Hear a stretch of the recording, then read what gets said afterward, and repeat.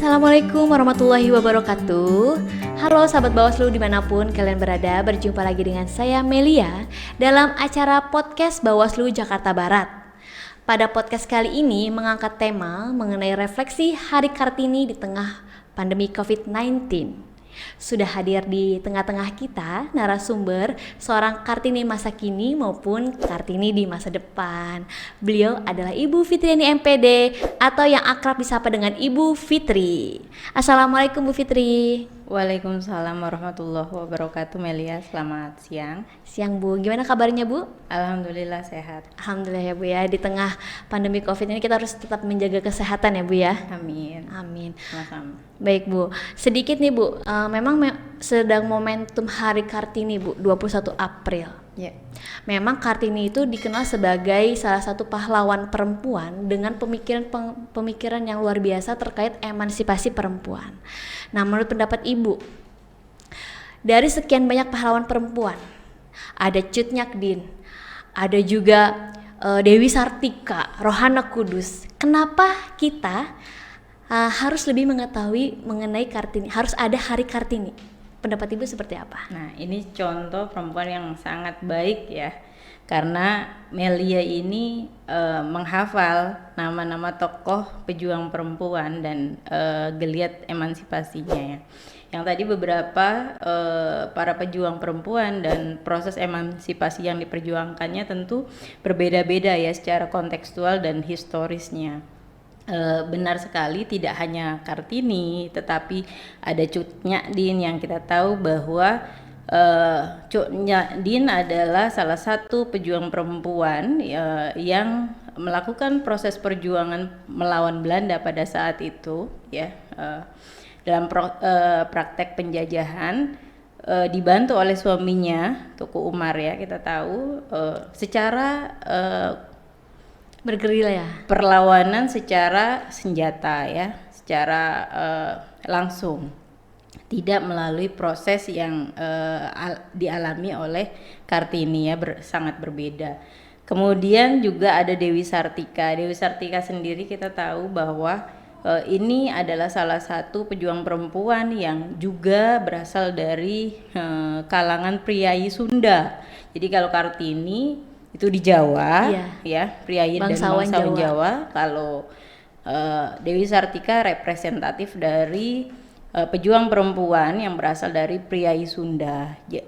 Dewi Sartika juga menjadi tokoh yang juga dikagumi oleh Kartini, ya, yang juga sebelumnya sudah melakukan proses perjuangan emansipasi perempuan yang konteksnya juga berjuang sesuai dengan rule memperjuangkan terkait dengan pendidikan dan hak-hak ya, bagi perempuan gitu ya, kesetaraan dan lain-lain begitu.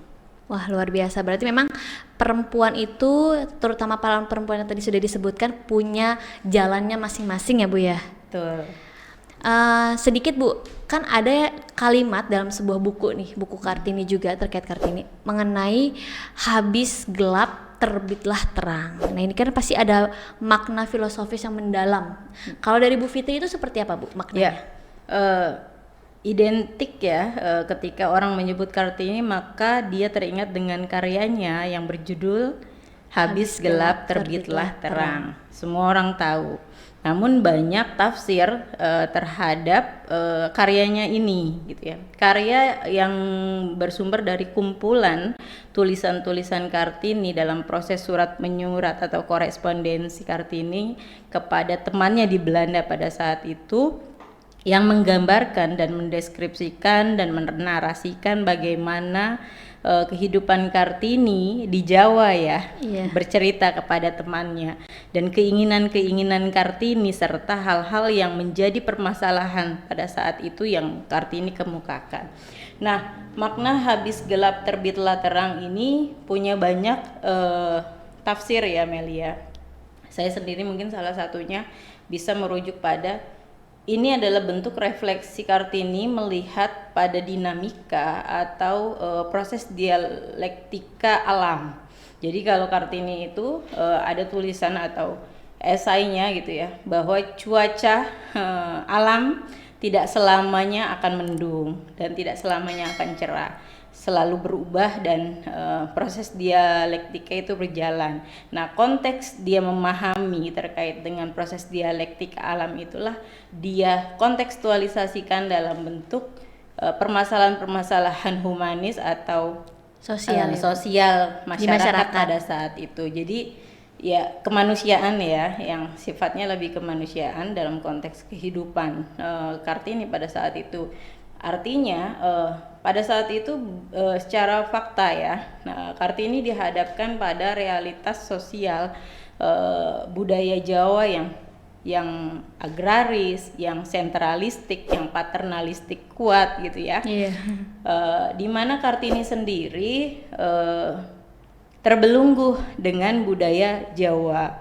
Dia melalui proses pingit ya, sebelum menikah. Kemudian dihadapkan pada pilihan ayahnya sebelum dia menikah kan gitu. Kemudian ketika dia selesai menikah, dia menghadapi realita bahwa dia bukan satu-satunya perempuan ya di samping suaminya. Jadi suaminya ini sudah dipilih oleh ayahnya, namun penganut poligami. Nah, itu kan cukup banyak ya rentetan permasalahan budaya yang dialami oleh Kartini. Di luar itu juga kita tahu bahwa keinginan Kartini untuk bersekolah dan mempunyai pendidikan sederajat atau setara dengan laki-laki, karena memang dia secara situasional punya banyak kakak laki-laki ya yang pada saat itu mengenyam pendidikan Belanda. Kita tahu bahwa struktur atau konstruk sosial pada saat itu di mana pada masa kolonialisme Belanda diterapkan ya, pemerintahan Hindia Belanda yang dipimpin oleh gubernur Belanda itu secara struktur di bawahnya itu ada para petinggi dan bangsawan ya, raja dan lain-lain. Nah, atau priai. Kalau memang Kartini dengan keluarganya memang bagian dari masyarakat level priai ya, secara konstruk punya strata tersendiri, berbeda dengan masyarakat awam. Jadi punya aksesibilitas terkait dengan pendidikan, namun hanya sebagian diperuntukkan untuk laki-laki, tidak untuk perempuan pada saat itu. Nah, inilah yang diperjuangkan juga. Jadi beberapa poin penting yang diperjuangkan dalam emansipasi yang diusung oleh Kartini adalah pendidikan, bahwa pendidikan menjadi alat sebagai proses pembebasan dari praktek penindasan gitu ya, kemudian bisa menjadi bagian dari kesetaraan antara hak-hak perempuan dengan laki-laki. Jadi semangat itulah yang dicoba dikonstruk dan menjadi cita-cita dari seorang Kartini, Melia. Wah, luar biasa sekali ya Bu. Sepertinya Bu Fitri ini paham sekali tentang sejarah. Karena memang dulu Ibu sempat mengenyam pendidikan S1 di Sejarah Universitas Negeri Jakarta ya Bu ya? Kebetulan ya memang saya suka membaca. Membaca juga.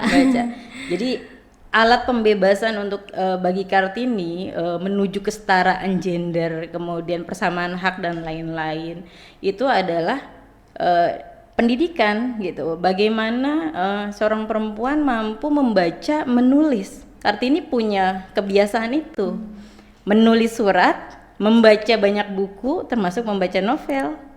gitu. Jadi kita sebagai perempuan hari ini ya harus punya kebiasaan yang juga diturunkan dan dicontohkan oleh seorang sosok Kartini tadi. Wah, luar biasa sekali ya. Memang pendidikan itu merupakan salah satu alat untuk mencapai kebebasan kesetaraan gender menurut seorang Kartini. Nah, tadi Ibu juga menjelaskan mengenai emansipasi perempuan untuk mencapai kesetaraan gender. Apakah menurut Ibu pemikiran Kartini ini sudah sesuai atau belum, atau memang masih harus ada modifikasi pemikiran lain atau seperti apa? Pemikiran Kartini adalah bentuk salah satu dari refleksi hasil budaya atau kondisi pada zamannya ya. Jadi berbeda-beda. Jadi kalau kita view-nya perjuangan Cut Nyak Dien di Aceh, pasti hal-hal yang terkait dengan kondisi, situasi dan pola perjuangan yang konfrontatif itu dilakukan oleh Cut Nyak Dien. Tapi kita lihat background Kartini. Kartini berasal dari stratifikasi sosial yang menengah ke atas gitu ya, dari kaum bangsawan yang juga proses perjuangannya tidak bersifat konfrontatif, tetapi lebih halus ya. Lebih mungkin mengkonstruk itu melalui proses pendidikan, bagaimana cita-citanya ingin membangun sekolah yang nanti akan diteruskan ya secara fakta, dibantu ya oleh gurunya Van de Venter ya. Bagaimana sekolah Kartini itu dibangun. Kemudian juga ini bukan hal baru jika kita melihat apa yang sudah diperjuangkan oleh Dewi Sartika sebagai bagian dari priyayi Sunda gitu ya. Gitu Melia. Nah, saya lupa lagi ketika kita melihat dan menelisik soal Kartini, maka kita harus mengetahui terkait dengan pada saat itu ada pendidikan sebagai alat pembebasan itu bagian dari antitesa atau perlawanan, dalam bentuk perlawanan terhadap praktek politik etis yang diterapkan oleh Belanda, Melia. Praktek politik etis ini ini wujud politik balas budi Belanda terhadap praktek sebelumnya, yaitu tanam paksa atau kultur stelsel yang diterapkan di Jawa secara sentral ya. Untuk apa kultur stelsel itu diterapkan? Untuk bagaimana mengeksploitasi segala bentuk sumber daya alam di Indonesia untuk bisa menutup kekosongan kas Belanda pada saat dimana Belanda mengalami kekosongan kas gitu akibat ikut perang dunia. Betul. Ya Bu ya saat itu, dan akibat korupsi yang besar. Wah, luar biasa. Jadi korupsi juga dari zaman dulu ya Bu ya, karena kita terlalu lama dijajah ya, dikuasai ya, didominasi hegemoni Belanda, maka mungkin praktek korupsi itu akhirnya menjadi budaya Bu. Budaya yang buruk. Itulah karena praktek korupsi yang besar yang dilakukan dialami oleh Belanda, pada saat itulah kondisi kas Belanda, kan kerajaan ya, itu kan dipimpin oleh seorang ratu. Jadi itulah yang akhirnya menuntut bahwa praktek tanam paksa harus dilakukan secara eksploitatif di Indonesia. Wah. Begitu Melia. Jadi harus disambungkan mengapa terjadi emansipasi, sebab akibatnya ya Bu ya. Emansipasi yang dilakukan oleh Kartini dalam bentuk pendidikan, kemudian ini bagian dari menangkap realitas sosial, yaitu bagaimana konstruksi dari penerapan politik etis itu dijalankan, dan politik etis sendiri adalah hasil dari bagian bagaimana penerapan sistem tanam paksa di Indonesia dilakukan sekian lamanya. Waduh, gitu. Benar-benar. Jadi kalau sebab Belanda akibatnya tanam paksa, kalau Jepang kerja rodi. Iya, benar. Gitu. Sudah beratus-ratus tahun ya kita dijajah, Masya Allah. Semoga tidak lagi-lagi seperti itu. Tadi kan Kartini memang berjuang lewat pendidikan Ibu. Nah, kalau Ibu sendiri, mungkin sahabat Bawaslu penasaran Ibu, sebagai seorang pengawas pemilu perempuan, Ibu kan memiliki kewenangan untuk membangun membangun hak-hak juga mewujudkan hak-hak pengawas pemilu baik di tingkat kecamatan, kelurahan maupun PTPS nantinya Bu. Nah, apa saja sih Bu hak-hak yang sudah Ibu perjuangkan untuk mereka ketika pemilu tahun 2019 yang lalu? Ya, hak ini adalah sesuatu yang diterima ya, Iya Bu. Given gitu ya, setelah kewajiban Dilaksanakan gitu. Jadi kita tahu bahwa sudah ada penerapan dari kuota 30% keterwakilan perempuan. Haknya dalam ranah demokrasi dan pemilu serta pengawasan gitu ya. Yang pertama hak untuk menjadi berpeluang, mempunyai aksesibilitas, menjadi seorang pengawas pemilu. Ya. Sudah juga boleh perempuan kan, tidak hanya laki-laki saja. Kemudian hak untuk memilih, hak untuk dipilih. Perempuan sudah boleh semua kan? Iya, benar Bu. Sudah dalam skup pengawasan pemilu sudah juga bisa menjadi penyelenggara gitu. Saya rasa itu ya, di tingkat kabupaten kota, kecamatan hingga di tingkat kelurahan. Berarti memang sampai sejauh ini semua berjalan dengan lancar ya Bu. Memang tapi kalau untuk kuotanya terpenuhi atau tidak kembali lagi ke pribadinya masing-masing. Itu dalam proses ya. Dalam proses. Karena memang secara fakta di Jakarta Barat sendiri keterpenuhan kuota 30% perempuannya di level TPS memang sudah melebihi 56% ya. Ini cukup luar biasa. Setengahnya lebih. Artinya kemampuan dan semangat serta partisipasi perempuan di ranah politik dan pemilu serta pengawasan itu sudah tinggi ya di level pengawas TPS. Di level kelurahan dan kecamatan masih di bawah 30%, capaiannya masih 23%-an. Baik gitu. Bu. Di tingkat kabupaten kota representatifnya 1, saya contohnya dari 5 pimpinan. Dari 5 pimpinan hanya Ibu saja yang perempuan ya Bu ya. Tapi tidak menyurutkan semangat Ibu untuk tetap melakukan kerja-kerja pengawasan.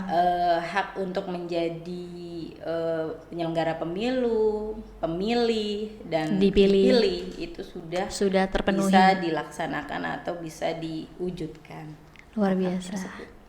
Baik Bu, kalau untuk Ibu, ini kan sebagai pemimpin perempuan. Nah, ada spirit Kartini yang mungkin sudah menjadi pandangan hidup Ibu, motivasi Ibu dalam melakukan kerja-kerja pengawasan dan sebagainya. Nah, seperti apa sih Bu spirit Kartini yang Ibu terapkan? Spirit Kartini, kita kan tadi sudah membahas bahwa sosok Kartini itu mengajarkan kita bagaimana keluar dari belenggu atau kondisi penindasan ya, atau kondisi yang menindas. Seorang perempuan bisa mengasah dirinya dengan belajar ya, dengan membaca, menulis ya. Proses belajar terus menerus itulah yang saya pikir diwariskan oleh Kartini gitu dalam proses pendidikannya tadi ya, memperjuangkan perempuan sebagai praktek pembebasan melalui aspek pendidikan. Baik Bu. Saya rasa itu dan kita sudah ketika kita mengetahui kisah seorang Kartini secara akumulatif gitu ya, bahwa seorang Kartini terjebak dalam kondisi di mana sudah didesain kehidupannya sebagai seorang perempuan, sebagai seorang anak oleh keluarganya, dan itu sangat sulit gitu. Dia ingin keluar, dia terbentur dengan budaya gitu kan. Dia tidak mau dipingit gitu kan, tapi ya mengikuti budaya ya harus dipingit. Dia tidak mau dipoligami, ya akhirnya dipoligami gitu ya. Dia ingin sekolah, tapi ternyata belum terwujud. Cita-citanya untuk membangun sekolah juga terus diperjuangkan. Saya rasa itu, dan saya rasa bagian dari bagaimana Kartini membangun emansipasi perempuan itu melalui pencerdasan bangsa, yaitu dengan alat pendidikan tadi ya. Wah, memang karena kan pendidikan berbasis keluarga yang sudah juga dirintis Sampai hari ini bentuk pendidikannya baik itu di jalur formal, informal, non formal itu banyak sekali. Saya rasa bagian dari inspirasi yang digalang oleh Kartini juga menjadi semangat dari bagaimana pendidikan hari ini mencapai tujuan.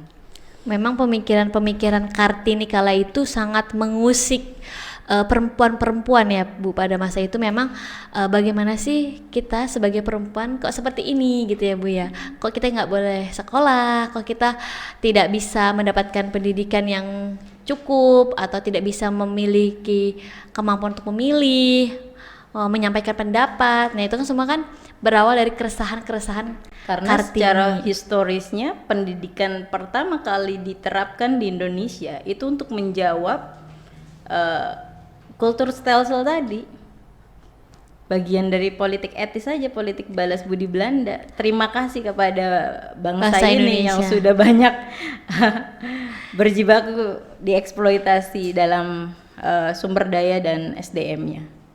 Itu Memang awal ya, dari secara tidak sengaja sejarah ya. pendidikan di Indonesia sendiri.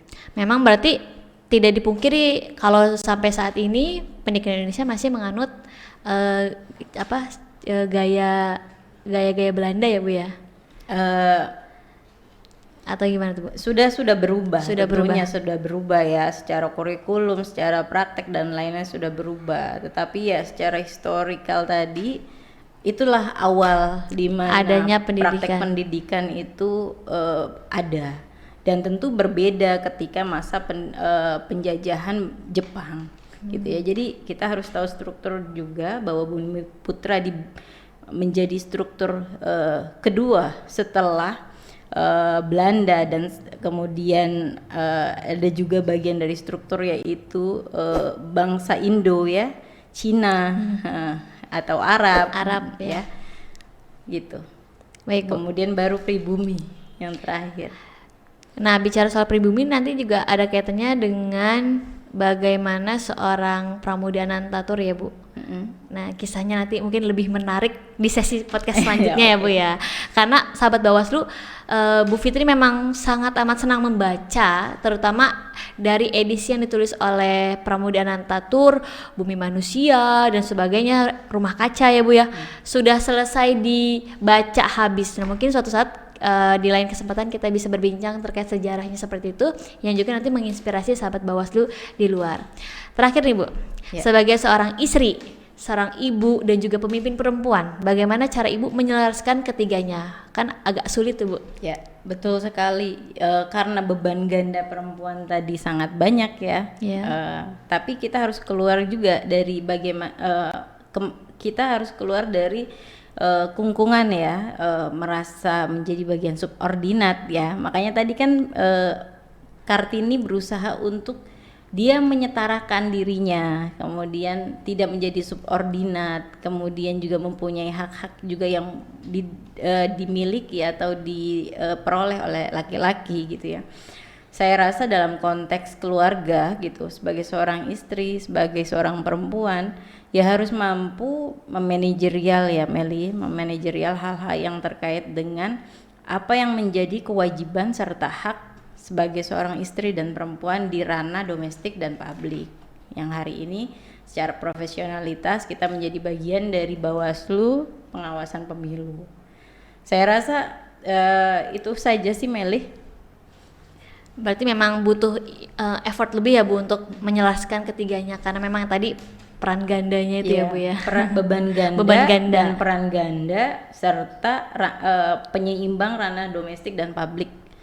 Yaitu butuh kecerdasan manajerial saja ya. Dan itu hanya dimiliki oleh perempuan ya Bu ya. Iya. Luar biasa. Kita sudah memikirkan 3, 4, 5 kali dari laki-laki. Tapi ingat, jangan akhirnya menjadi antitesis dari laki-laki, tapi bagaimana kita menyamakan ya. Setara tadi ya Bu. Menyetarakan tadi. Memang saya rasa itu. Iya, luar biasa sekali ya Bu. Memang perempuan sudah diberikan kelebihan untuk saling melengkapi lah dengan laki-laki. Baik, sahabat Bawaslu, tadi sudah kita dengarkan bersama bincang-bincang dengan Ibu Fitri terkait refleksi Hari Kartini di tengah pandemi COVID-19. Memang pada situasi seperti ini kita tidak mungkin melakukan perayaan yang luar biasa heboh dan sebagainya ya Bu ya. Kalau dulu mungkin kita sama-sama berpakaian kebaya, melakukan konvoy dan sebagainya macam, tapi sekarang kita mensiasatinya dalam bentuk podcast ya Bu, Ya. kalau di Jakarta Barat ya Bu ya. Salah satu bentuk kita menghargai dan mengingat adalah kita melakukan refleksi dari apa yang sudah diperjuangkan oleh Kartini. Saya rasa itu Melia. Ya, semoga nanti pemikiran-pemikiran Kartini tetap selalu ada, baik di masa kini maupun di masa depan, dan tidak lekang oleh zaman tentunya Bu ya. Amin. Baik sahabat Bawaslu, demikian podcast Bawaslu pada kesempatan kali ini. Semoga bermanfaat untuk kita semua. Jangan lupa untuk selalu dukung YouTube Humas Bawaslu Jakarta Barat dengan cara like, komen, dan juga subscribe sebanyak-banyaknya. Akhir kata, saya selaku host mohon undur diri. Wassalamualaikum warahmatullahi wabarakatuh. Waalaikumsalam warahmatullahi wabarakatuh.